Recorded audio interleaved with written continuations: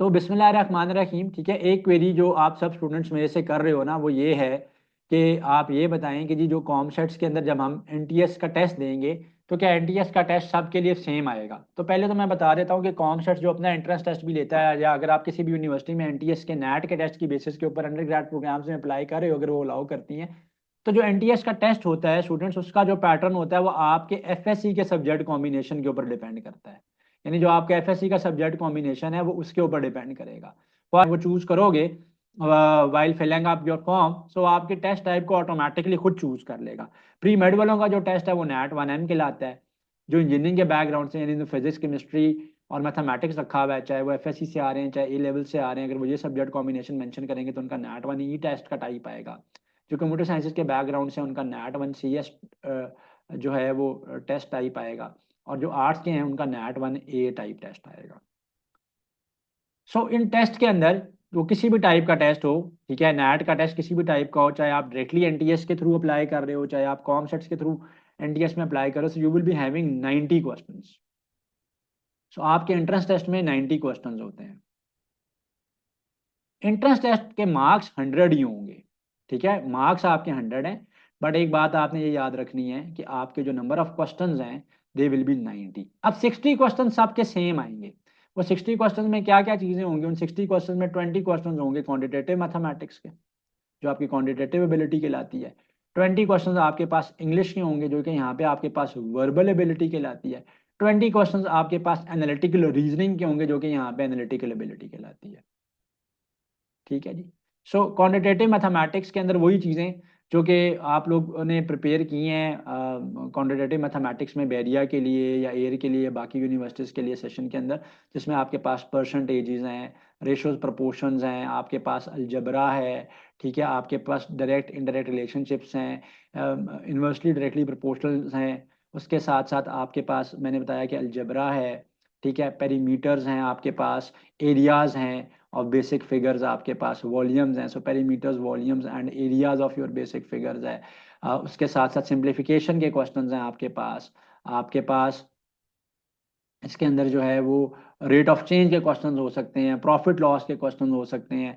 Profit loss होगा इसके अंदर आपके पास जो है वो परसेंटेज इंक्रीज परसेंटेज डिक्रीज हो सकता है, खैर वो परसेंटेज के अंदर ही आ जाएगा।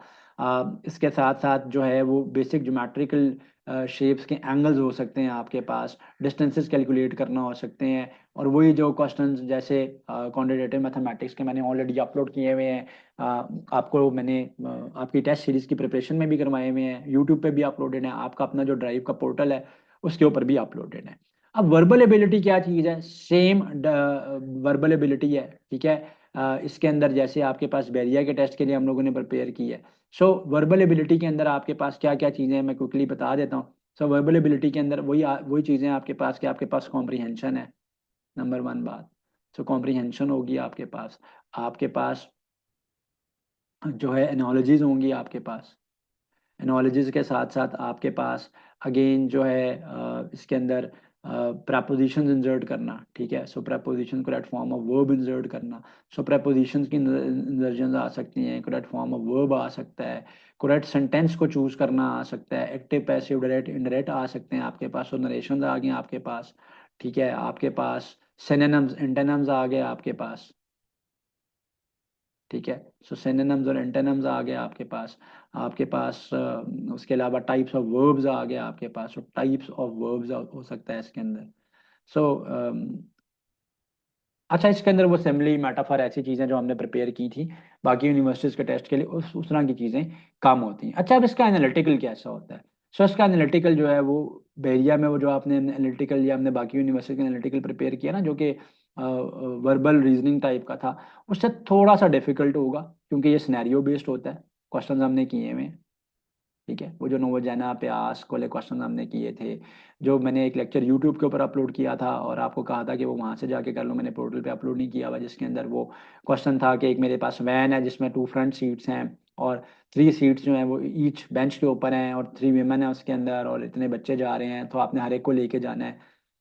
वो वाला क्वेश्चन था आपके पास, जो आपने ऑफिस अलाउट्स करने थे वो क्वेश्चन था। तो आपके पास सिनेरियो बेस्ड एनालिटिकल होता है। तो सिनेरियो बेस्ड एनालिटिकल क्या होता है उन स्टूडेंट्स के लिए जिनको आइडिया नहीं, उन्हें मैं बता दूं कि ऊपर आपके पास एक सिनेरियो गिवन होगा, ठीक है, उसके अंदर डिफरेंट कंडीशंस गिवन होती हैं और उन कंडीशंस की बेसिस के ऊपर आपके पास नीचे जो है ना वो क्वेश्चनिंग जो है वो पूछी जा रही होती है, क्वेश्चन जो है वो पूछे जा रहे होते हैं एक पैराग्राफ से रिलेटेड 3 to 5 क्वेश्चन या 3 to 7 क्वेश्चन डिपेंडिंग अपॉन कि कितना बड़ा सिनेरियो है वो होते हैं। उसके साथ साथ इसके अंदर जो आपके पास क्वेश्चन होंगे वो लॉजिकल डिडक्शंस के क्वेश्चन होंगे।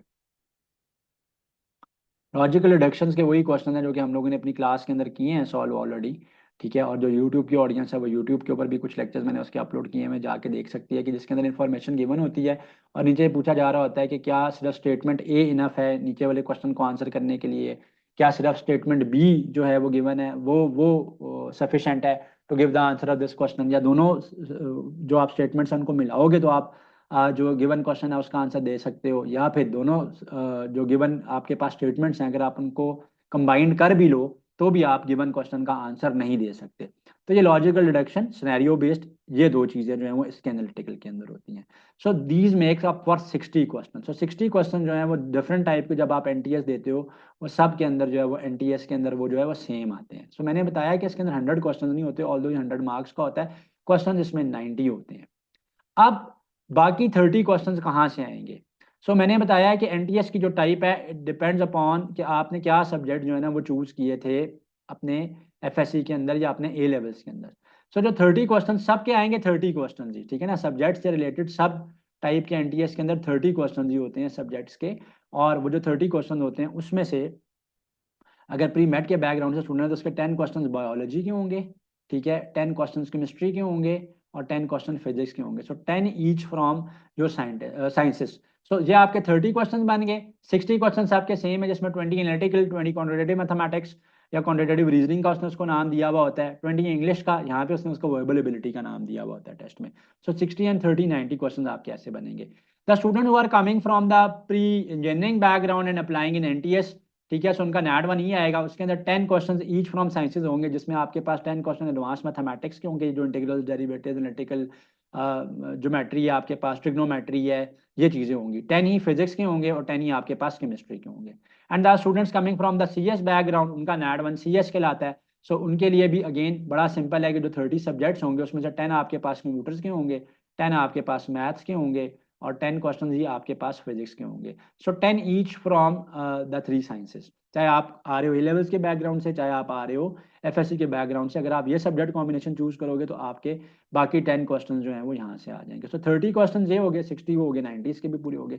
Same goes for arts. Arts वालों के जो 30 क्वेश्चन है उनके जो आर्ट्स के सब्जेक्ट जो भी उन्होंने चूज किए हुए होते हैं, जब वो उसको चूज करते हैं वाइल अप्लाइंग, चाहे वो एनटीएस डायरेक्टली अप्लाई करें वाया द एनटीएस वेबसाइट, चाहे वो एनटीएस अप्लाई करें वाया कॉम सेट्स, तो आपका जो सब्जेक्ट कॉम्बिनेशन है वो वहां से चूज करेगा। सब्जेक्ट कॉम्बिनेशन आपका इस बेसिस के ऊपर चूज नहीं होगा कि आप अप्लाई किस में कर रहे हो। जिसमें आप में से कुछ स्टूडेंट में से कहते हैं कि जी मैं सीएस में अप्लाई कर रहा हूँ and I am coming from a pre made background, तो क्या मेरा नेट वन सीएस होगा? नेट वन सीएस कैसे होगा? आप अपने लिए 10 मार्क्स जो है वो लूज कर दोगे, क्योंकि 10 क्वेश्चन तो उसके अंदर आने हैं कंप्यूटर्स के, जो सब्जेक्ट का पोर्शन है।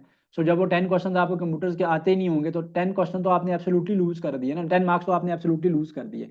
फिर बता रहा हूँ 90 क्वेश्चन है, 100 मार्क्स का ये पेपर होता है। अच्छा, इस पेपर के अंदर जो है वो मार्क्स मैटर करते हैं, आपकी परसेंटेज मैटर करती है। इसमें एक चीज होती है परसेंटाइल, ठीक है, इसमें मार्क्स है आपकी परसेंटेज मैटर करती है आपका एग्रीगेट बनाने में, परसेंटाइल मैटर नहीं करती। परसेंटाइल हर स्पेसिफिक टेस्ट की डिफरेंट होती है, ठीक है ना। परसेंटाइल का मतलब क्या होता है कि जितने भी लोग उस स्पेसिफिक टेस्ट के अंदर अपीयर हुए थे, लेट से मैं अगर नवंबर वाले एनटीएस के टेस्ट की बात कर रहा हूँ या दिसंबर वाले कॉमसेट्स के एनटीएस की टेस्ट की बात कर रहा हूँ, अगर एक कैंडिडेट जो है ना वो 81% उसकी परसेंटाइल है, तो उसका मतलब है कि उस टेस्ट के लिए उसकी परसेंटाइल 81% है। हो सकता है कि उसके जो मार्क्स हों वो 78 हों। मार्क्स आपके मैटर करते हैं या परसेंटेज आपकी मैटर करती है, क्योंकि 100 के ऊपर स्केल अप हुआ होता है। मार्क्स इसमें 100 ही होते हैं, क्वेश्चन इसके अंदर बाय द वे 90 होते हैं। This was all information related to the different type of जो एनटीएस टेस्ट्स हैं। ना सिर्फ ये कि आपको कॉन्सेप्ट्स में एनटीएस का टेस्ट हेल्प आउट करता है, अगर आप डायरेक्टली एनटीएस का टेस्ट रजिस्टर करवाते हो, कराची से लेके आपके इस्लामाबाद तक डिफरेंट जो यूनिवर्सिटीज़ हैं वो एनटीएस की बेसिस के ऊपर भी आपको को जो है वो अलाउ करती हैं to apply for admission in their respective department. सारी यूनिवर्सिटीज नहीं करती, कुछ करती हैं, दे के आपने अप्लाई करना है।